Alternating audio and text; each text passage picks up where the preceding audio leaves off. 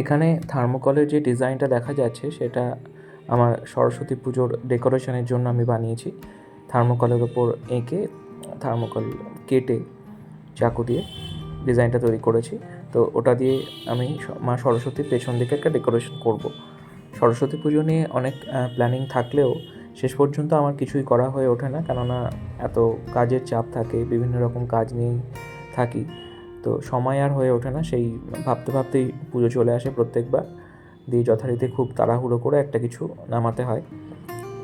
এবছর তাও একটু সময় পেয়েছি, তাই কিছু অন্তত করতে পারছি। রিসেন্ট এত ছবিতে পদ্ম ফুল এঁকেছি, পদ্ম ফুলের পিছুয়াই এঁকেছি বা এইসব এঁকে এঁকে তো মাথায় এখন সেগুলোই ঘুরছে। তাই পদ্ম ফুলের একটা ডিজাইন সরস্বতীর পেছন দিকে রাখবো, এটা ঠিক করেছি। দেখা যাক কতটা কীভাবে কী করা যায়।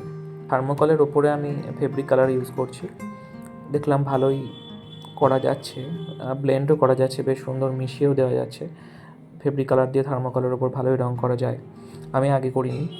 এই রকম পদ্মের লতা দুটো করব ইচ্ছে আছে, সরস্বতীর দুদিক দিয়ে দুটো উঠবে, যেমন ছবিতে দেখা যায়, থাকে না পেছন দিক দিয়ে ফুলের দুটো লতা উঠেছে।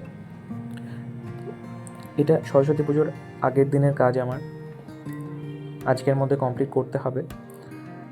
আর ঠাকুর আনার একটা ব্যাপার আছে, এটা হাফ করে এবার যেতে হবে ঠাকুর আনতে। ঠাকুর রেডি হয়ে গেছে আমার, দেখাই।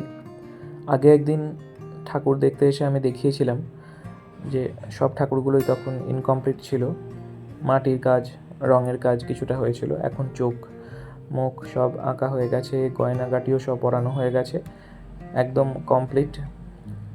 খুব অল্প কিছু কাজ, কয়েকটা প্রতিমায় দেখলাম বাকি আছে, যারা পরের দিন নেবে। এই কাজটা যেমন পরের দিন নেবে বলে এখনও অনেকটাই সাজের কাজটা পুরোটাই বাকি আছে।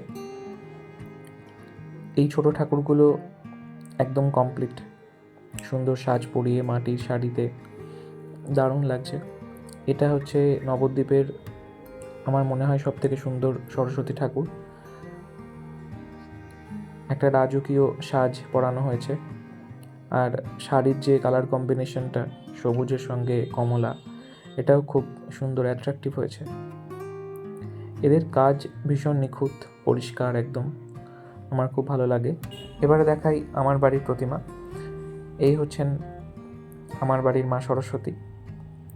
এবারে মনের ইচ্ছেই ছিল যে একদম সাদা কেরালা কটন মাকে পরাবো, সেটা আমি দিয়ে দিয়েছিলাম।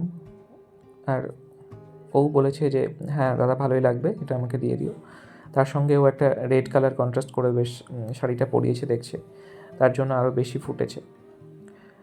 মা এবার চললেন আমার বাড়ি, মহা আনন্দের দিন আমাদের আজ। তাকে নিয়ে গিয়ে সুন্দর করে সাজাবো, দেখাবো কেমন সাজালাম আমার মণ্ডপ, সেসব নিয়েও আবার দেখা হবে পরবর্তী ভিডিওতে।